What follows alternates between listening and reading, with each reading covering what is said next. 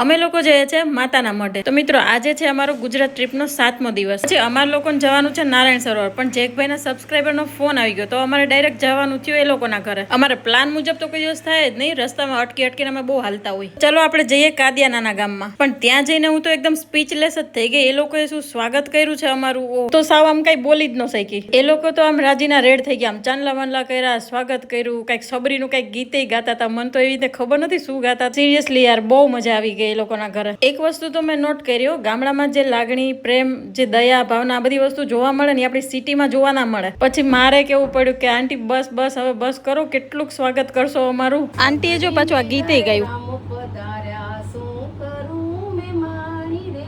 પછી હું નીકળતી હતી તો આ બેનને ચક્કર મારું હતું, એટલે એમને ચક્કર મરાવી દીધું। પછી આ લોકોને આવજો કહેતા હતા ને તો આંટી બહુ ભાવુક થઈ ગયા, રજા જ નહોતા દેતા। એ કે અમે હવે રજા નહીં દઈએ તમને। અમે જતા હતા બિચારા રોવા માંડ્યા। મેં તો આંટી રોવામાં શાંત થઈ જાવ, માંડ છાના રાખ્યા, માંડ આવજો કહેવાનું બીજા।